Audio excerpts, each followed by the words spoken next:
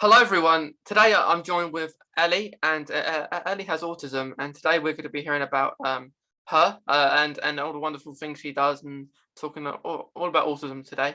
Um, and well, Ellie, well, thank you for coming on today. Thank you very much for having me. I was extremely excited when you messaged me asking me to come on. Yeah, Yeah, yeah, because I know you said that like you haven't done anything like been on a podcast before, so like it's your first time. it is my first. I listen to a lot of podcasts, and when you Yeah. messaged me, I thought, right, I'm gonna have a look at what you've done before, and I've been listening to yours for about 2 weeks now. I've really Mm, enjoyed them. yeah, Yeah, yeah, yeah. Enjoy my voice. I do. Yeah, nice Yeah, voice to listen to, and you're easy to talk to. So I think we're going to be good. yeah. I don't listen back to my own ones. You not? Is it No, sort no. of a weird feeling of listening to Yeah. your own voice? Yeah, like if I have to edit or anything like that, I will. But that's quite rare. Uh, I only do that if someone if like if someone has to go, or like it's interrupted, or once someone answer the door, or so I've got to go get the door. Yeah, I um was wondering about that. I thought, yeah, well, I'm not put my phone on mute. That's not an issue. And I was thinking, well, what if I've got to leg it at some point for some reason? I thought, no, it'll be all right. I'll be able to deal with that. yeah, yeah, yeah, yeah, it'll be fine.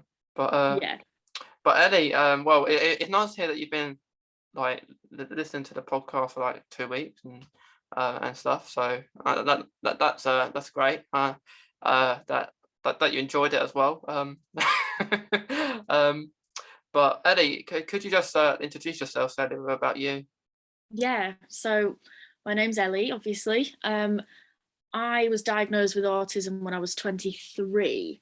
Um, it was during the pandemic. Actually, I had a video. So it wasn't Zoom, but it was something similar.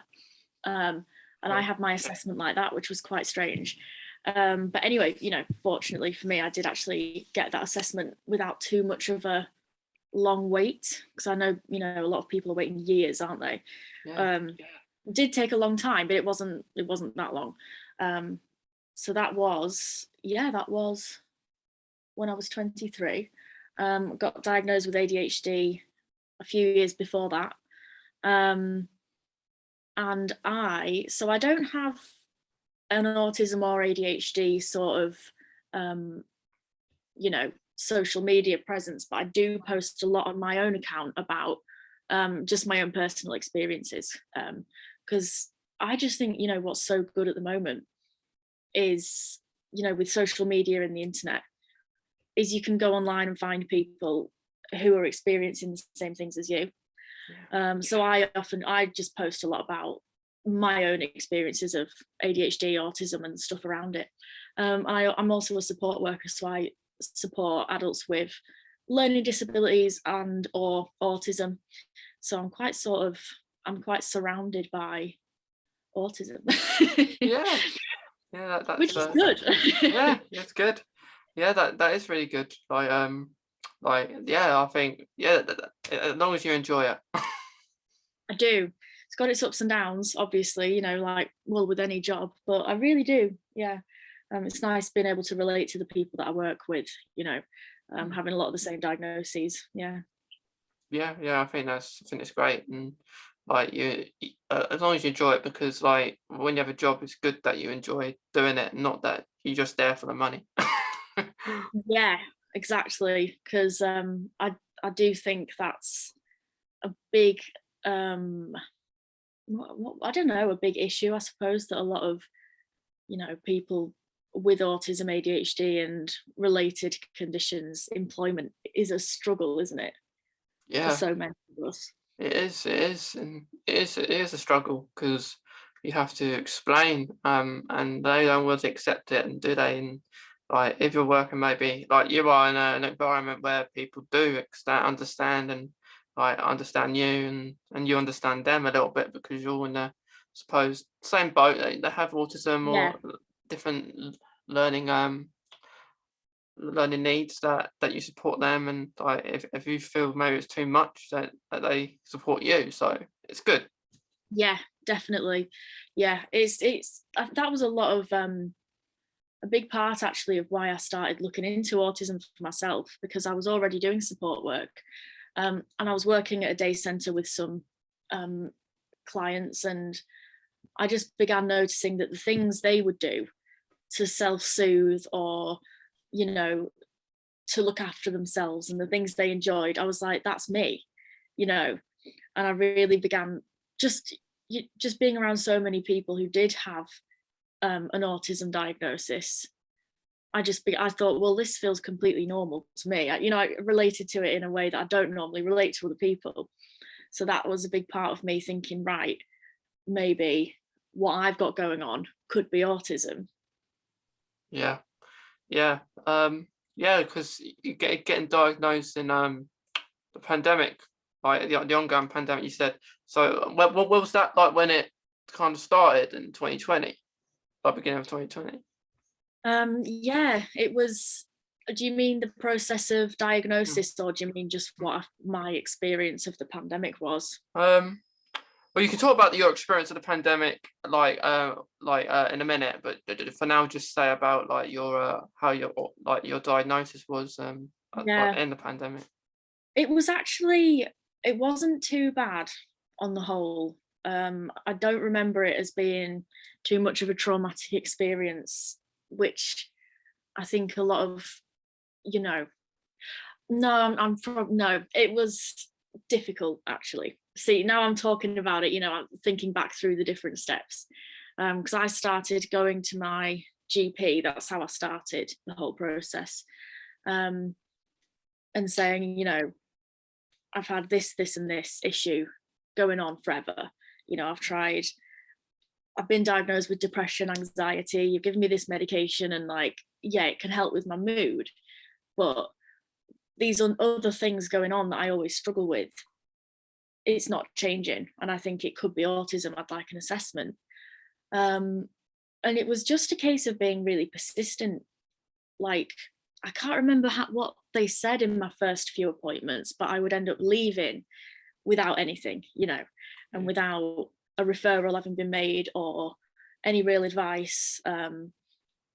So it was just a case. And look, fortunately for me, I've got a really supportive family. My mum, who I lived with at the time, would come with me and would help me sort of, advocate on my behalf kind of in the appointments. Um, and yeah, it really was the only way I was going to get that referral was to keep pushing, to keep making appointments and going back. And that was actually really difficult because I started making those appointments in 2019, I think. So then I was just sort of getting somewhere, and then the pandemic kicked off in March 2020. So Yeah. it was difficult even to get into those appointments because they were few and far between. And I do remember going into one, and I sat there and I could see the doctor's screen of his computer, and on it was a letter that had been written about me, saying this was, I think, maybe my appointment notes from a previous appointment. And I read, I wasn't meant to see it, he just had it up on his screen, and I was like, oh.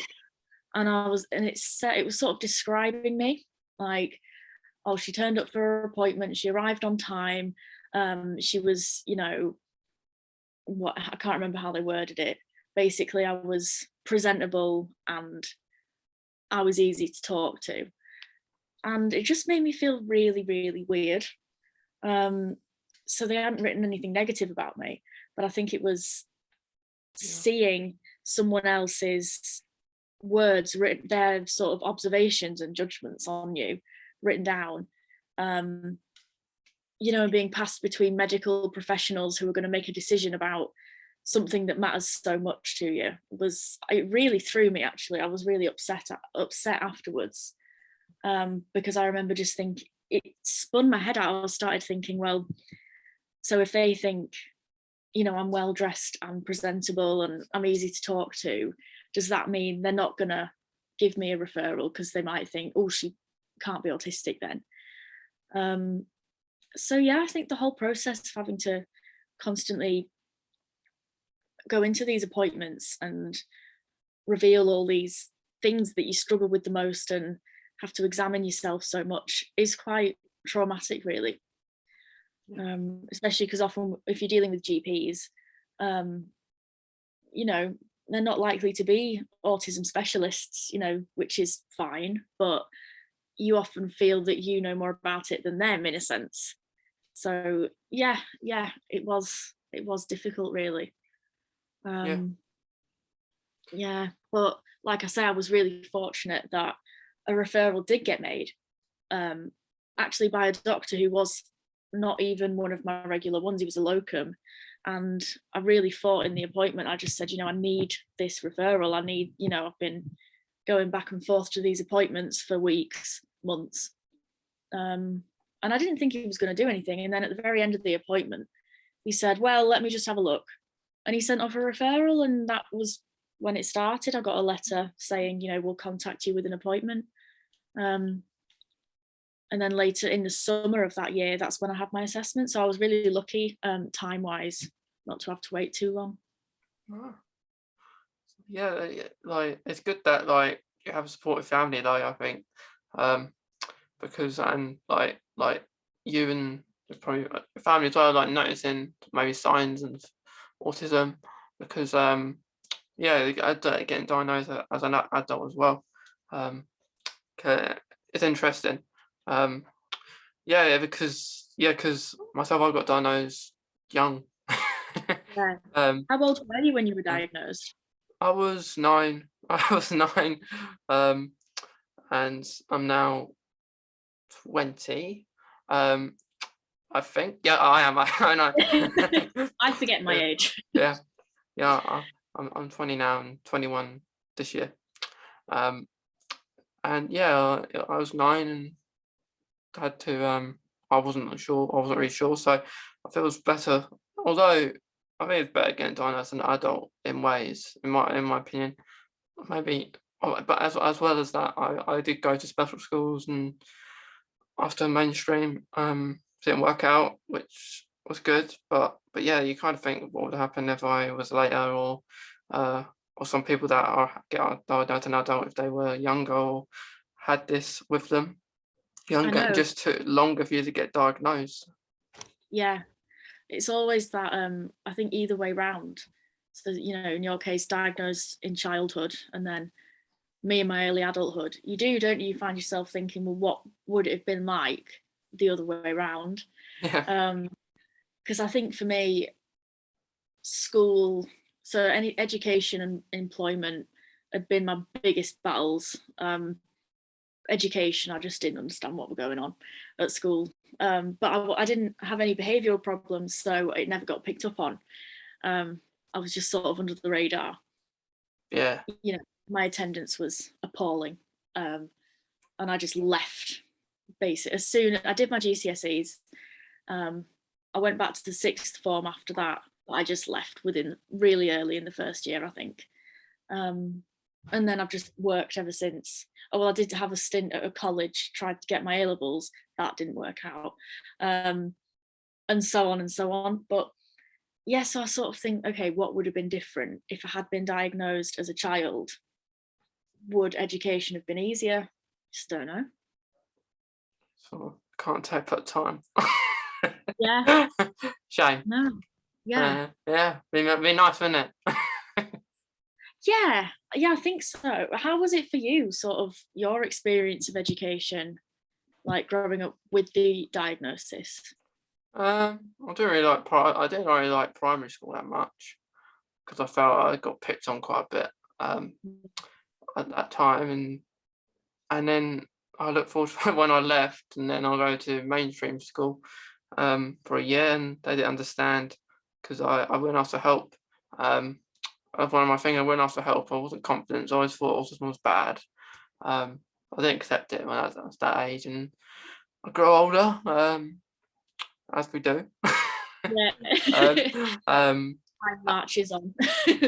yeah, and then I get confidence, do different programs, do like I did just before the pandemic, and I did a confidence building program for some young people, kind of leading it and I was leading it with someone else, and we were just doing a confidence building thing, and pretty cool. Like to build their confidence up and stuff, and then we did that when it went during the pandemic virtually, but of course it didn't work as well. I probably didn't get as many people. Um, but yeah, I did. I moved quite. I had to get an EHCP to to Yeah, to, to help move, and it was quite hard to get out the mainstream into special. Um, yeah, and then I was there. I grew confidence and knew people like me, and then I went there throughout that time, and then yeah, it was much better. But mainstream wasn't good for me. But that was my experience really. I just it was as I got older, I kind of accepted having autism. Um, yeah. yeah, well, of course I have. I wasn't wearing this speaking to you, would I?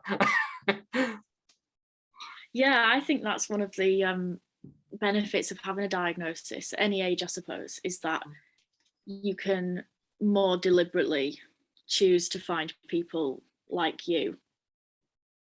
Yeah, yeah. I think it's good. Like you meet new people. Like now we met. Now we're friends. Yeah, Yeah. So I think it's great. yeah. I mean, because I know there's always a lot of debate around diagnosis and so-called labeling, and you know, um, I've spoken to a few people who have children and they suspect their children might be autistic, and they've said, well, I don't know whether we want to look for a diagnosis or not because, then they'd be labeled as autistic. I'm sort of like, well, you know, if they are, they are, and they're still going to be autistic, whether they're diagnosed or not. Um, and I think the thing is, yourself that you're a bit different, Yeah, whether you've got the diagnosis or not. And obviously, everybody can feel different in their own ways, and there's more, there's a whole load of things that people have got going on besides autism or not. But I do think if, if people have the option of seeking an assessment, I always encourage them to, whether it's for themselves or for their children or whatever, because it just gives you that self knowledge of like, right, okay, that thing I've got going on, that's that, and then you can just keep moving with your life. Whereas without a diagnosis or any answers like that, it's a constant question mark. So for me, diagnosis, it's been nothing but positive for me, really. yeah. I think that's good. Yeah, like it's been like that for you. Um, like like did you hear of autism before you was like diagnosed? Yeah, and my sort of understanding of autism until, yeah, very recently, well, you know relatively speaking, so if I got diagnosed in 2020, I'd say my understanding of autism up to about 2019 was really limited, because the only autistic people I had knowingly come across um, were people that I supported in my job. And my job is, or was at the time, working with very high needs people. Um, so, and I do think the sort of general societal kind of awareness of autism has exploded in the last several years. Not perfect by any means, um, but I think even in, the late 20 teens, it was just beginning to really pick up, and people were talking about it, and social media accounts of autistic people and advocates and things were Yeah, picking up speed a little bit. And but up until that time, I just would never have considered autism as something I could possibly have, not because I thought that there was anything wrong with it, but because it just, the traits I knew of, I thought, well, I don't do that, so you know I can't be, it just wouldn't have occurred to me. yeah, So that's, like I was saying earlier, I think there's a lot of positives with the internet and social media now, um, that you just get to directly see and connect with autistic people, ADHD people, and so on. It sort of cuts out the middleman of doing the research or having to speak to a doctor, or, you know, you can directly see people sharing their experience and think, right, that is exactly what I've got going on. So that's what really educated me, to be honest, was my job, and social media is where I got so all of my initial information and help from, really, before finally getting to having an assessment. Yeah. It's always a fight, isn't it? Trying to get these appointments and stuff. Like although I won't remember, I was a baby, like kind of a baby, 9. Yeah, But I went to London actually. I remember London Great Ormond Street Hospital to get this all done, have an eye test done and stuff, and um, like yeah, I got told I was autistic. I'm a bit different to everyone else. When I asked for help, um, I wouldn't even if a teacher came to me, I would say I'm doing fine, just because I didn't want people to think uh, different of me. But yeah, but now I just don't. I suppose I don't. I'm not that fussed what people do think. Like they like me, great. They don't. Oh, I don't know what to say. But cool. yeah, Yeah, cool. Yeah, cool. yeah, Um, yeah, but yeah, you like me though. I do. And I think I've Yeah. realised that, you know, since getting diagnosed, I've looked around and thought, oh, these traits seem to be really common. Like, and then I've thought, no, it's just that all of the people I've ended up being friends with are autistic as well, because we get on so well. Yeah. But yeah, it's yeah. Yeah. I had a thought then of something that when you were talking about your experience of getting diagnosed, I can't remember what it was now. Doesn't matter, it'll pop back into my head probably. Yeah, yeah. Like, what things you find hard, like with your autism? I think for me, it's it's the sensory side of it is massive for me.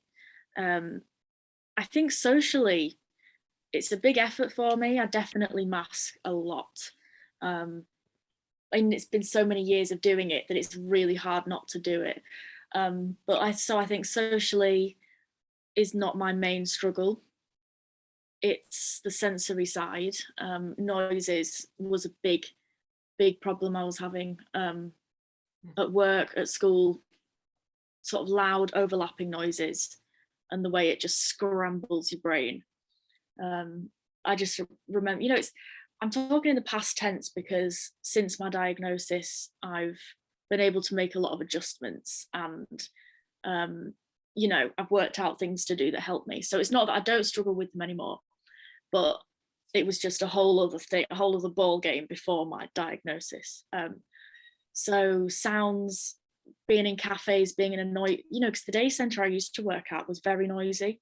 Um, and I just used to get ill from it, from trying to cope with the noise. I couldn't think, you know, couldn't process what was going on. I'd get home and my ears would be ringing and I'd just crash and just sleep. So yeah, noise definitely was a big problem. Temperatures for me is a big one with the sensory side of things. I get cold easily, and I just, once I'm cold, that's it. I think it's just temperature regulation problems.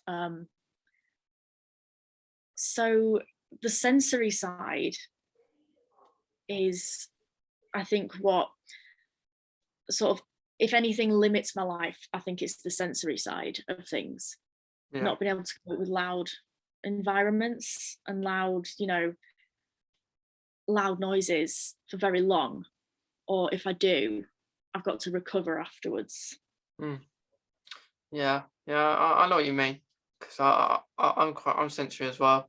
Um, like I won't like noise. I won't like touch with no one's asked.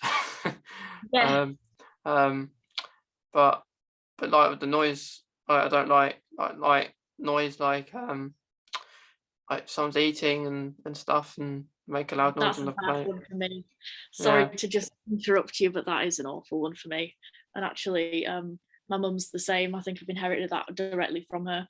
I can't stand it. It gives me the rage, which I keep inside. I sometimes can't. Yeah, I totally understand. Yeah, but it's extreme, isn't it? The way, either a certain type of noise or the volume of something. It's like physical pain, and I think that's what's hard to get across sometimes. That it's not like being fussy, or it's not, oh, she doesn't like noise, she's scared of noise, or it's like, no, it's physically painful and distressing, and it That's messes it. my head up. I can't think, so it's not a case of, oh, I just prefer quiet. Yeah. Yeah. Yeah. Yeah, I know exactly what you mean, because yeah, I say, you think to yourself, why do they make so much noise when you think, I don't make much that noise when I'm eating. Like, it's very quiet, and then you're making like a noise like a mammoth. Yeah. Yeah, that's a good image. Yeah. Well, I always assume I don't make much eating noise, but I have been told by my sister, if I've snapped at my sister for eating noisily, she's sometimes turned around and gone, well, you are as well. I'm like, no, I can't be eating noisily. But yeah, it's the sensory side of things is a difficult one. Um, and I think that's another thing that can, everything, it all overlaps, doesn't it, and becomes just part of your life. But Yeah. I think the sensory thing can be a big issue with employment for people. I know it was for me. I've tried things like different earplugs and things like that, and they do help, but it's a real challenge when being in noisy places completely wears you out, because sometimes you just have to be. Yeah. Um, like, when my job was at the day centre and that was quite noisy, and then I've worked in supermarkets before, and obviously they're just sensory overload. Um, and it's hard to avoid sometimes. And if you're a person who gets completely wiped out by noise, yeah, it just feels unfair, doesn't that? Sometimes you just think, this isn't fair. I'm just here because it's my job. I have to be here. Yeah. But every night I'm getting home and just crashing out and sleeping to recover. So yeah, I think the sensory thing, it does go a long way. Yeah, it's not nice. Like you may come, like someone knows that you don't like something, and they may continue doing it just to annoy Yeah, you sometimes. Um, but but yeah, it's different. Like sensory. Um, there you go. I'm sensory and you're sensory, so we got yes, we got something in common. relate. Yeah, we can relate there. Um, but yeah, like although I would go to a football match and also support my team, um, that's like, some people might say, like, how come you don't like that noise and then you can go and cheer your team on? And then it's like kind of different. It depends what you can deal with, maybe. Yeah, Like for example, I don't like to get too crowded. And there was one instance, I went to an away match one time, and it was really crowded, and I had to leave. yeah, But I left like 15 minutes, and I don't know how all these people got in. Now, half of them were drunk, and it was like a local derby game. yeah, So luckily where I was staying, I look out the window, still watch it. But yeah, you get these different different situations. yeah, yeah, definitely. And I think people, do can forget that, you know, it may not be convenient all the time, but the reality is, as people, we can overcome a lot when it's something we want to do. Like, going to a football match to support your team, the excitement, the adrenaline, like the natural motivation that kicks in, Hmm. it does give you that boost sometimes to be able to cope. Because I think sometimes people ask those questions and it feels like an edge of like, are you just making excuses? Like, I've seen you at the football match. I know you can deal with loud noise. Why can't you deal with this? Yeah. And it's like, well, everybody can cope with more if they're feeling happy, or if they're excited, or if they feel, maybe it's a bit of a safe feeling, if it's something you're familiar with as well, like good associations. And like you say, even when it is something you enjoy, sometimes it's still too much and you have to leave. I do think there's an element of suspicion sometimes when people ask, well, you can cope with this, why can't you cope with this? And it's like, well, I'm just human, so if it's something I really want to do, it's more likely I'll be able to do it, because you get that natural sort of boost from your, I don't know, your emotions and things. So it's never simple. Never just a simple answer. That's it. Like I always say, the food, like people scratching on their plates, it's like the blackboard with the chalk. I always say that, and it's like that to me, because I can't concentrate on my own food to concentrate on someone else's. Wait for them Yeah, to stop. Be nice with superpowers. You'd be like, stop. And you can eat it nicely and yeah. without I find anything. I enjoy my meal. Yeah, yeah. But Ellie, what are you like? What are your hobbies like? What are you interested in, like doing, like other than like your job? My job takes up a lot of my sort of time at the moment, in a Okay. good way. But other than that, I've always been quite an arty, crafty kind of person. Um, I like being quite hands-on with stuff, so I'm always looking for different things I can make. So I do, at the moment I'm doing crochet. I'm doing, oh, it's here. I can show you. Mm. It's like, can I show you? I'm making a blanket. I'm doing a granny square blanket at the moment. Oh, that's really cool. Thank you. It's taken me a long time. I started this last year, and we're now in March, so that's Yeah, great. But I just do it for fun, really. yeah, that's Because great. I love anything that's sort of to do with using your hands, um, like the tactile side of things. So I do crochet for that one. Um, yeah, yeah, anything sort of arty and crafty. I love stuff like that. Yeah, yeah, yeah. Yeah. It looks like it because you're doing well. Like it's something to keep you occupied if you're, like, I suppose, bored or like away from work. Something to do Yeah, maybe. yeah. It's a nice thing to have a sense of like creating something. I think it's really good for the mind, to think this is something that exists because I've made it. It's a nice feeling. Yeah. Um, yeah, and it's just, I've always, been quite a creative person, but the ADHD side of things means that I start a lot of things, but I don't finish a lot of things. Mm. So I've got a lot of skills that I've dabbled in, but never really got that good at. Yeah, you got another year to finish it, maybe. Yeah, Yeah, exactly. It is growing, so at some point it'll be big enough to actually keep somebody warm. yeah, But the moment is big enough for my cat, so yeah. that's There you that's go. something he appreciates. He knows we're talking about him. Yeah, He likes yeah, it. yeah. At least he's coming with someone warm at the moment. Yeah, actually, and it looks kind of nice. So Yeah, yeah. That was one of the things I struggle with, like to like knit and stuff. Like when I was at mainstream and I tried to do it and I could do little bits, but it wasn't something. Well, it was. I suppose it's fun, but the support there wasn't good. Um, yeah, like they, if I was struggling, I wouldn't say anything because they would say, "Keep trying" or something like that, and not actually help you. yeah.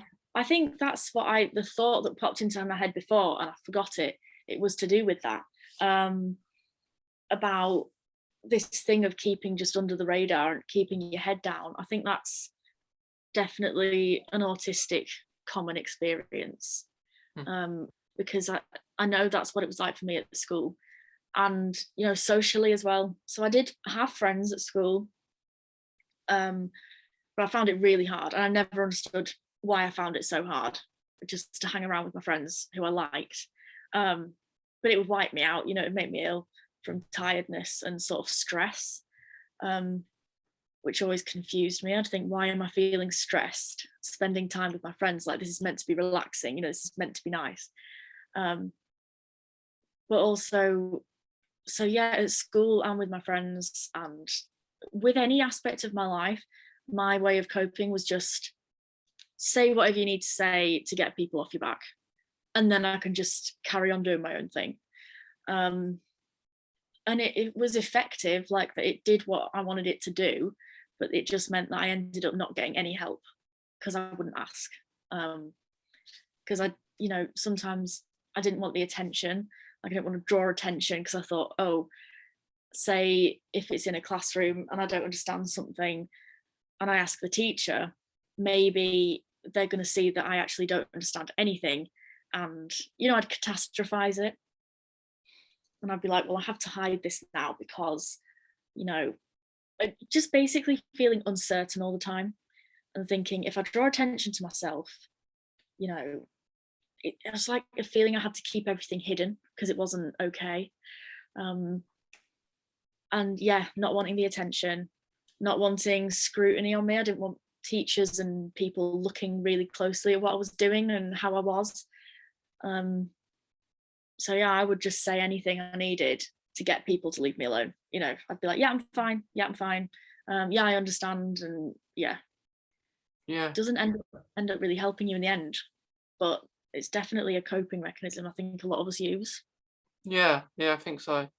Um, I remember in primary school, and I had to do these timetables and stuff, and like this particular teacher was there. Was my like our family members teacher as well. They're like I think like 15 years older than me, and they taught them all the way through their primary, and now they taught me, and I had them in this one year, and, and this teacher asked me to tell times tables, and like if I got them wrong, she said you get detention if you get these timetables wrong. And luckily I didn't know them, but I guessed them and I got them right. So, Well, but that's amazing. but yeah, but those things that they put pressure on you like aren't it's not very good. Um, and yeah, like those incidents at mainstream where I got told to go to the library where apparently they didn't say that, but there's lots of confusion and not Yeah, understanding what you're meaning of things. Like, for example, I got told to go to lunch, me thinking at that time I'm getting my lunch, and not say go to break, don't say go to lunch. It could mean two separate different things. yeah. Oh, that's just brought back so many memories of school. Like me genuinely believing I knew what I'd been asked to do, doing it, and then getting in trouble and being like, even now, it's not like I can look back and think, oh, I see what happened. No, I've got no idea. Like, I don't know what they were asking me to do um, in these instances, but I'd just be doing things completely convinced it was what I was meant to be doing. Yeah, And it wouldn't be.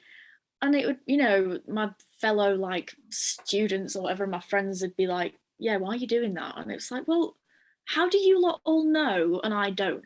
Why am I so confused all the time? So that was definitely a big one. Yeah. yeah, and I think I was there having my lunch, and a staff member come over saying, "Why are you eating your lunch?" And I'll be like, "It's lunchtime." Yeah. It's, like, it's Yeah. lunchtime. Why wouldn't I be having my lunch? And because I was one of the older years, did that. Which really the older people should be in first rather than the younger people because we're older. We need more. We need the things more like Yeah. exams and stuff. You have exams and they don't really. And it'd be an order of like year 7 to year 11, for example. And then they said you haven't been called in yet. And I said I know, but I got told to Yeah. go to lunch, and that's what I'm doing. Yeah. I'm eating my lunch, and Yeah. what they try to make you mean is that lunch means just go to lunch, go out to play, and then they'll say you've been called into lunch now. Um, Yeah. um, That's a perfect example of like a way to confuse an autistic person. Be like, right, lunchtime, and it's just meant to, by just saying that, apparently that's meant to include all the information you need. And it's like, well, it doesn't, because what you've said is lunchtime. So that means it's lunchtime. yeah, Like, that was my whole school experience yeah, completely. yeah, Mine was a ridiculous one for me. And I can actually look back now and see it more objectively. But I remember I was in art GCSE, so I was in my art classroom, and I just had basically given up on my schoolwork completely at this point. I was like, I can't do it. I don't understand why. But anyway, I was still going into my classes and things. And yeah, she was a very laid back teacher, our art teacher, and she must have said something like, "Oh, don't worry about getting your work done, you can just sit and chat." Or that's what I heard. And I swear to this day, that is what I heard, that's what I took in. Yeah. Because I was like a good student, I struggled, but I didn't have behavioural problems. My work was usually good, like I wasn't disruptive, all this kind of thing. So, I fully just was like, oh, okay. And I just took that completely literally, and I didn't do anything for like several weeks. And then it came to a parents' evening, and I was like, oh, yeah, should probably go fine. And my art teacher was like, well, she hasn't been doing anything, and we're not really sure why. And I do remember thinking, you told us not to do anything. And I wish I could remember the words she used, because that is fully what I believed she meant, was like, oh, don't worry about it. And I remember thinking, oh, that's a bit strange, but maybe, this term maybe we've completed the work we need to do, and, we're just here to casual. I really don't know what I thought she meant that, but I did. And so I just didn't do any work for about 3 weeks, and then got in loads of trouble for it. But it was a genuine misunderstanding. Because I just took her literally. And when she was obviously, when I look back, I'm like, well, she must have been making a joke. Maybe she was being sarcastic, or she was just trying to be funny or something.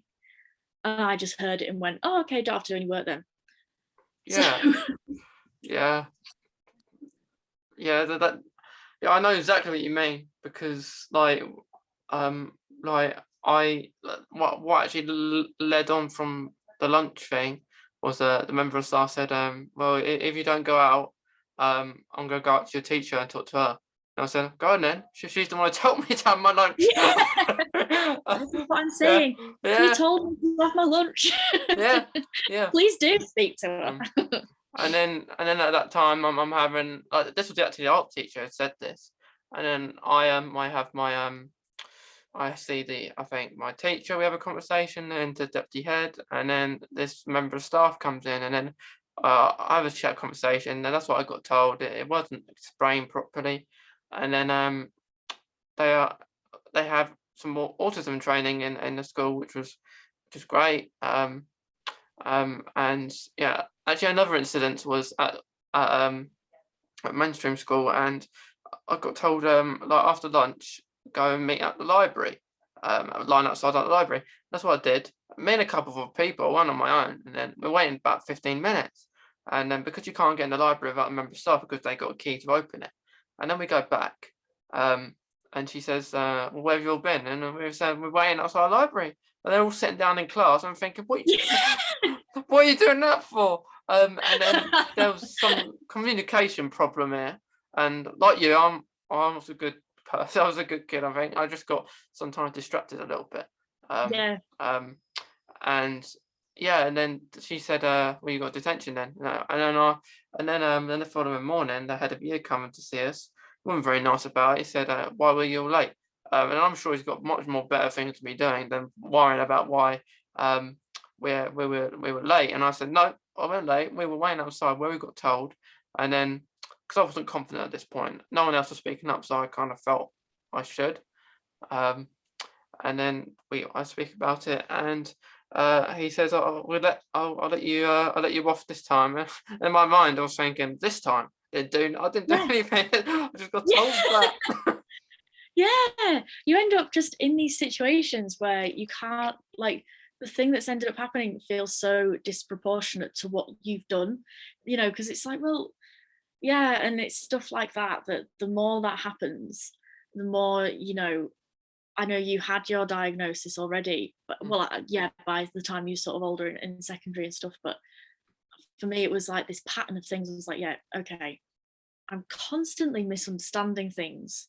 Like, and everybody has misunderstandings sometimes, but for me, it was constant, these constant, mysterious, weird things where I've taken it completely the wrong way and done it completely wrong. And it was the pattern of that. I'm thinking, yeah, I've got something going on. I don't know what it is, but something is a bit different here.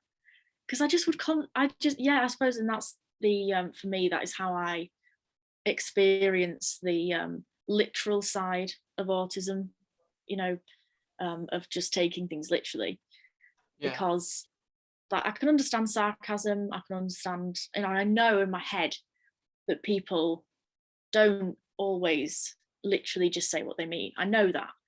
Um, but when it's just my day-to-day life, if somebody verbally says something to me, that's what I believe. Um, Mm. it's a strange one because, yeah, at the same time, I know when someone's being sarcastic, well, most of the time. Um, and I know that often, people will say they're fine when they're not and all that kind of thing. But in terms of just understanding what people are saying, the words that they say to me, I'm like, okay, that's just true. Um, and I'll just take that as read and carry on from there. Um, which does that actually has left me vulnerable to sort of scams and things before. I'm more wise to it now that it's happened a few times. But especially those kind of ones where you're out in town or something and somebody comes up to you and says, "Oh my God, I need money for this." And I'm just like, so there was an occasion where I was with my sister and we were in town and we were going somewhere, sort of early evening, and we just come out of a train station, and a girl, well, young woman, about similar age to me, came up and she was just looking really upset, and she said, "Oh, my boyfriend's just kicked me out of my flat and I've got no money to travel." And you know instantly I just said, "Oh, do you need some money?" I handed over £20. As soon as I gave her the money, her face just changed and she just said cheers and walked off. Mm. And I just thought, and my sister, who was right next to me, said, "That was, she said, you shouldn't have given her that. I saw her over there." I can't remember what exactly, but basically my sister had clocked it. Um, whereas for me, because she was in front of me saying these words, nothing occurred to me that she might not be telling the truth. Um, and you never know for 100% certain. Maybe it was true. I don't think it was. I think she was scamming me. Yeah. um, but yeah, it's the kind of thing that can really affect your life basically in lots of different ways. Doesn't just, I think there's the stereotypes of autism that, they take everything literally, they don't understand jokes, you can't be sarcastic and things like that. And it's like, no, it's more complicated than that. It affects your life in just, so many different ways. Yeah, it does. Like, because autism can be tough at times, and like it can be good at times. Like it's a good thing. But it's just misunderstanding from other people. And like, I think always learning about it and different stuff that you can do, like relating it to like your work and like hobbies you're doing, or really good ways to do about it and talk about it. Because if you're not a very comfortable person, at least you can say, I do understand. I just prefer not to speak about it to other people that haven't got it themselves, or Yeah. that you kind of feel and know from their vibe that they won't understand. Yeah. Yeah, definitely. Because I think, yeah, that's the thing. I think, getting a diagnosis or coming to terms with the diagnosis you've already got or whatever, um, it can be quite an alienating thing for some people. I think, like, feel quite isolating because, um, it's hard to know who who's a good idea to tell. Um, whether you should tell your work or not, whether you should tell all of your friends, and yeah, and how to do it as well, how to tell them. And I think it's you do along the way, you pick up more of a sense, I think, of, oh, I feel fine telling this person, it'll be fine, it'll be cool. And then you also on the other side of it think, yeah, I'm not going to bother telling them, that's not going to be of any benefit. um because yeah, the understanding of autism, I think, is at a weird place at the moment. um like I said earlier, I think I said something about that it's exploded sort of awareness of autism and how differently it can be for different people and all the different ways it looks and so on. But at the same time, like, the general public, a random person who isn't autistic and doesn't know anybody autistic that they're aware of, and understanding is still quite limited, I think. Yeah. Yeah, it's like, it's annoying. Yeah, yeah, it is annoying. Because I sort of think I usually wouldn't disclose my autism. I mean, I'm obviously open about it online. I'm open about it on both of, any social media I've got. I don't hide it. But in sort of real life, I rarely bring it up because, well, most of the responses I get are disbelief. People don't believe me. And I just find that difficult because it's been such a massive part of my life to have it assessed and diagnosed and begin improving my life. And then, to have somebody quite casually saying, oh, no, you don't. No, you've been misdiagnosed. You definitely don't. It's just, to me, that is the worst response personally that I find the hardest. And that's the one I get the most often. So I usually don't disclose it unless I really think it'll, benefit me or, Yeah, not today. Yeah, Yeah. yeah. Exactly, it's picking your battles. It's like, I can't be bothered this time. Are you usually quite sort of forthcoming about it in your real life in person with people? Like I kind of like like college and school kind of have to know, like I wouldn't just blur it out to someone. Like most people know anyway that I'm Yeah, autistic, and kind of most of my friends are anyway autistic. So but I do want to meet new people and just make new friends, and I suppose that's what I like, having a podcast that I can meet new people and stay in contact with other people as well. So and that's what I enjoy. And like but yeah, like not as much when I was younger, but now I will talk about to people if they're interested. Like say like workplace. Like I was at before the pandemic. I did some work experience in that, and then they kind of offered me a role there for a little bit, and then because I was saying I was autistic, and they moved things, they changed things about, which was pretty cool. that's really good. Because Yeah, they had no idea what autism was really, so I did explain it to there, because I think it's the most important thing to explain it to is like schools, colleges, university, and workplace are the most important things, yeah, because and support systems, like as well, like if you need that extra support, like if you don't have have a job or something like that, it is important that you say you have autism, and that you have that diagnosis, because if you think you have autism, it's good to go that one step further to say, I've got it, I need this support, I need that yeah, help. But like I wouldn't blow it out like straight away to someone I don't know. yeah. But Hi, I'm yeah, autistic. yeah, yeah. I'm autistic. How are you doing? Yeah. But yeah, I'm autistic. What's your name? yeah, yeah. But yeah, it's not something I would like, because I can start. I just found it hard to start a conversation when I was younger, but like wait for Yeah, someone else to start it for me. Um, but nowadays I'm okay. yeah. I'm happy enough to start a conversation with someone. Um, yeah, I thought, yeah, I got better, I think, with confidence as I've got older. I feel that as well. I do think, it's never simple. It's never going to be straightforward. But I have found with age has come more confidence. Mm, It's always going to have ups and downs, but on the whole, the older I gradually get, the more confident I feel. Like, the issues that, with self-esteem and self-confidence that I had in my teenage years just melt further and further away the older I get. I've found so far, which is really good. yeah. Obviously, feel nice. Mm. Like, how have you been like with like relationships and stuff, like with autism?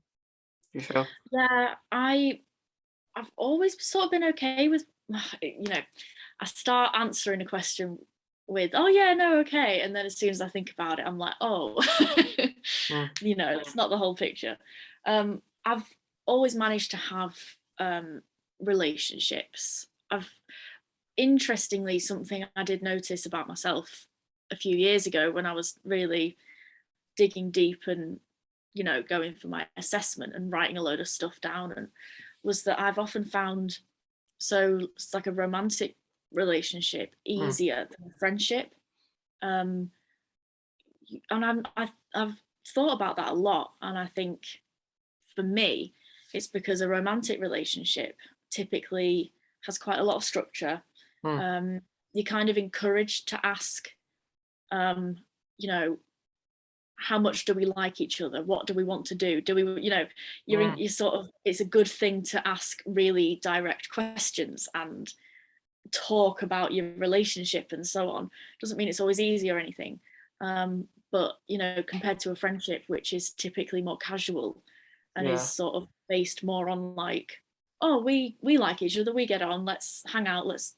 I've always found that such a minefield of, how do I know this person likes me? Not even in a bad self-esteem way, just purely like, how do I know if they are my friend or not? Like, that was asked in my assessment. How do you know if someone is your friend, or what a friendship is? And when I'm asked those questions, I find it really hard to answer them. I just think, well, compare that to getting a girlfriend or boyfriend or whatever. It's quite literal. It's like, do you want to be my girlfriend? Yeah, okay. And then Yeah. There you go. So yeah, I think for me, I've found friendships much harder, because of autism, my autism, the way it is for me. And I've always had friends, but it's been, you know, massive ups and downs in how I've dealt with those friendships. Like, in secondary school, primary school, wasn't so much of an issue. Looking back, I can see the issues that I had. But the real problems socially came in secondary school. It was like, quite a big friendship. I was part of quite a big friendship group. And I just didn't, I was just, the confusion was the main thing. I didn't understand when people would, they'd be friends 1 minute, then they'd fall out, and then they'd be friends again. And it just seemed to happen constantly, this constant change and these constant changing feelings and changing allegiances. And it just completely overwhelmed me. And I do remember consciously deciding, I was like, okay, you can do studying, like you can actually focus on lessons and grades and things, or you can do friendships. You can't do both. I remember thinking that. And I consciously chose friendships. I was like, I want to have friends. I want to do things with people. And I knew I couldn't do both. So I sacrificed putting effort into school for having enough energy to manage socializing. Yeah. And yeah, it was just, it overwhelmed me. It made me very stressed. The teenage years obviously are torment on their own. Hormones and everything changing, and not suddenly, Yeah. all the typical bad self-esteem that you get as a teenager. And then on top of that, the autism, and just, yeah, not understanding what was going on in my friendship group. Found it extremely overwhelming. So after school, I left school, and I'm still in touch with a few people. And I've made a few sort of lasting friends from jobs that I've had along the way, and got quite a good little friendship group at the moment, touch wood. People that I, genuinely feel connected to and relaxed around.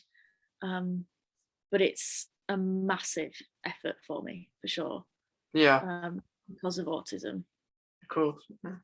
Yeah. Yeah. Like with my experience with like relationships is that I suppose I haven't had many experiences with like love relationships, which I don't talk about awfully a lot, but because of my health and like autism as well, because I haven't really focused on that as much. Like I'll be more happy if maybe taught like being in a place that I'm happy, rather than focusing on a like love sort of relationships, Yeah. which can do any time and stuff, um, and like the pandemic don't help with that.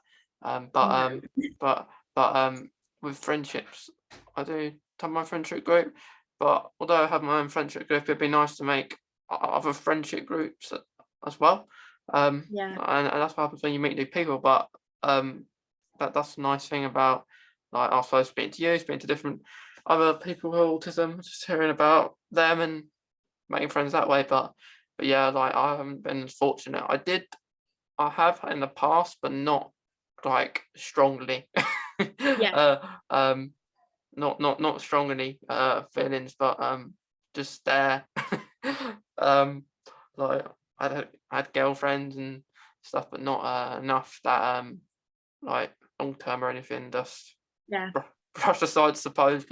Um, but yeah, I suppose I'm more of friendships, but friendships can lead on to relationships, Yeah. relationships. I think so. Yeah. Yeah, Yeah. I think it's, especially with autism and, autistic brains, it's just managing to make those connections, isn't it? Like, mm, and I think it's so, you can't ever speak in general terms, can you? It's like, yeah, every autistic person's going to experience it differently, but um, I do think it's a common thread of, between autistic people, of processing the interactions with another person is what's hard, or one of the things that's hard. Because I know that that's, for me, that's why friendships have been hard, because I just want to be able to ask people in literal terms, do you like me? What do you yeah. want to do? And It's so on, complicated, isn't it? Yeah, exactly. But often that just doesn't flow with, you know, what people expect out of friendships. And really, yeah, it's a whole massive world of its own, isn't it? Yeah, Um, I get shy.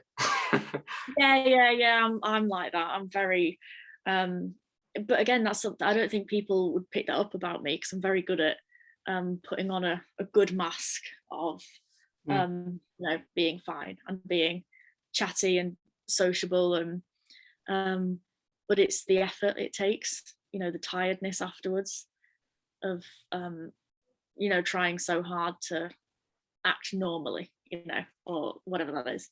that's it. That's it. Yeah, it's yeah. I like if someone likes me, I don't know because they. So some people decide to not say anything. They just want to make you ask Yeah, them, and I find yeah, that annoying because if you like me, just tell me. I don't. exactly. I Yeah, don't. Just don't yeah. wait for me because yeah, You've been waiting a long time. yeah, That's yeah, what I'm. Yeah, I've never got a clue. I need people to tell me, point blank. yeah. Otherwise, it will remain a mystery to me. Yeah, Be like, I like you. Okay. yeah, yeah, Yeah. yeah. And I think that's one of the things I began to realize about myself. And I was like, so it's, you know, interpreting the stereotypical autistic traits and working out how they apply to you as an individual, isn't it? It's like, none of us are a stereotype, but we'll usually have these common features. It's just working out how they Yeah. come out for you. Yeah. Like how's the pandemic like been for you? Do you think with your autism? I found the pandemic initially, it was quite it was a massive anxiety thing at first for me, actually, when I started seeing the videos and news reports coming out of China, before it even got here to the UK where I am. So my anxiety was really high at that point, because I just couldn't stop thinking about it. It was quite a fixation, thinking, well, what's really happening? What does it mean for the rest of the world? Is it going to come here? And I couldn't stop feeling anxious about it. And then actually that subsided. I think I just got so anxious that it sort of burnt out, and then I stopped feeling anxious. And then when it really kicked off here, and Yeah. that's my cat. I don't know if you heard him. Okay, wants to join in. Yeah. When the first lockdown happened, I actually found that quite a relief. Personally, I was really, really fortunate in that. I was living with my mum at my mum's house, and we've got a garden at the back, and the weather was really nice that year, and that 2020 from March onwards, it was amazing summer. And my workplace did split the staff team, and it was 2 weeks on, 2 weeks off, so that if anybody caught COVID, the whole place didn't have to shut down, basically.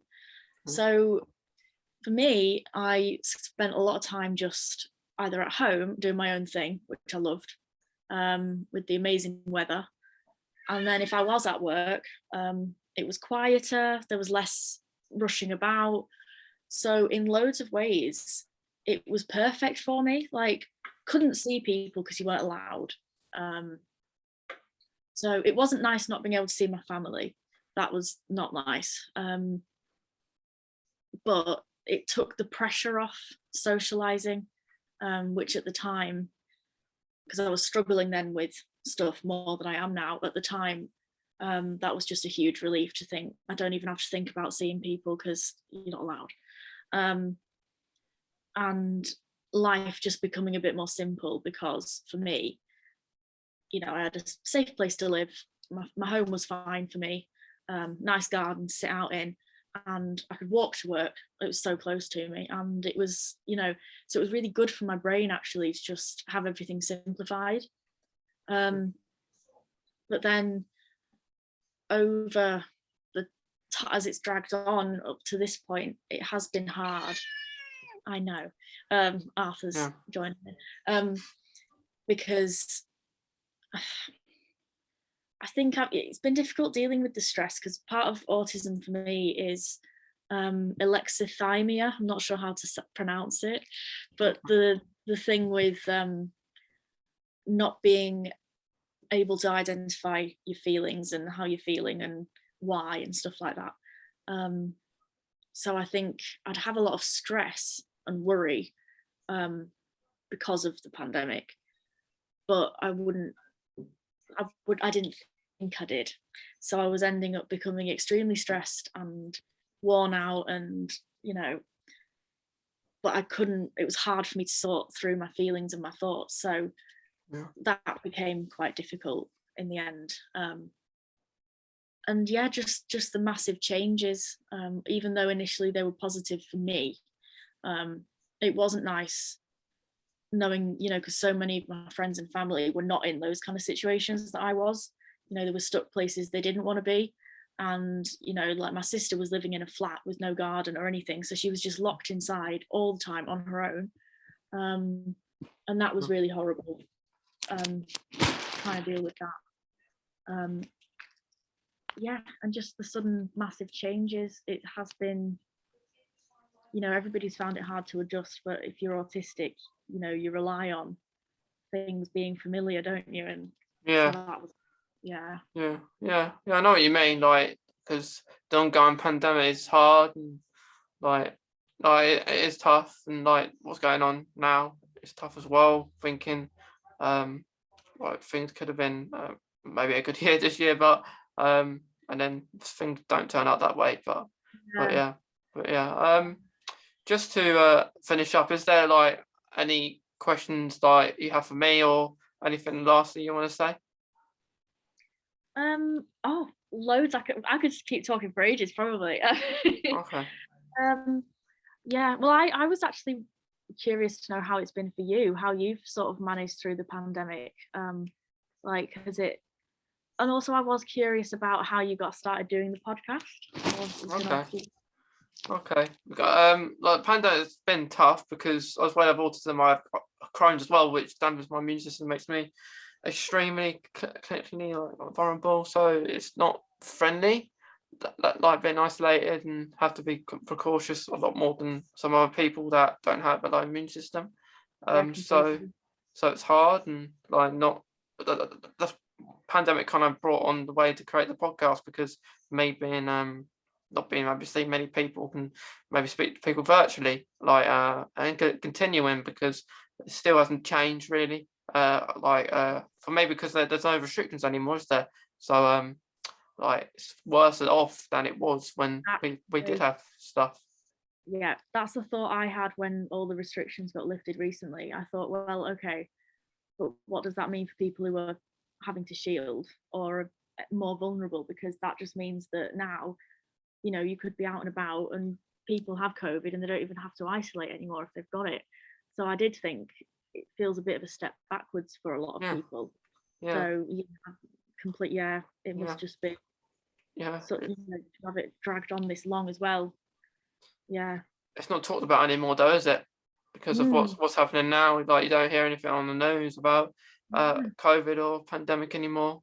It's I just know, which is yeah, yeah, which is another strange thing again to have gone from 2 straight years of COVID all over the place to suddenly something else. And I know I can see why, you know, I know it's a yeah. massive deal going on, but Mhm. yeah, it's just a lot of extremes at the moment, isn't it? That's it. That's it. But one last thing, if you could give maybe some advice in your experience of having autism and maybe working in the workplace with other people that have it, like, what advice would you give? You think? There's probably a lot. I'm Yeah. quite a rambler, but um, I would say the thing that's helped me the most and the thing I've seen help other people the most has been assessment and diagnosis, which I know is much easier said than done. And looking into what support is available out there, because there is stuff, it's just hidden.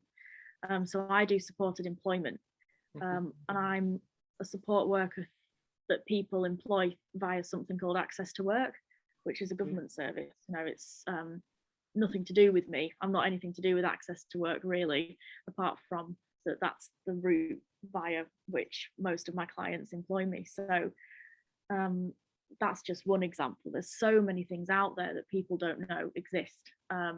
I got a support worker myself through Access to Work, and that completely changed my life. You know, having somebody to talk to about things, somebody who can help me organize myself, can help me process interactions I've had with people, and just, you know, that's just the tip of the iceberg really. But I would always advise people um, to get searching um, on social media, online, just ring it, you know, it's always a big uphill battle to get the right support, but it is out there, particularly for adults when, you know, services seem to stop at 18. There is stuff out there. Um, and I would always just say, you know, keep looking for that. And as well, make the accommodations for yourself that you need, I would say. Yeah. It's taken me a long time, but since my diagnosis several years ago, my life is just a completely different thing because I've changed as much as I can to work for me. So yeah, probably a little bit vague there on the actual things that people can do and people can find, but there is stuff out there, and I would just say, you know, keep looking for it. Yeah. Well, that's some really good advice, Eddie, and it's been really good talking to you today. Yeah, you too. Yeah. Yeah, thanks so much for having me. Yeah, we'll have to do some more things together as well. 100%. Yeah, Yeah. definitely. Yeah. Well, thank you again, Eddie. Thanks, Mason.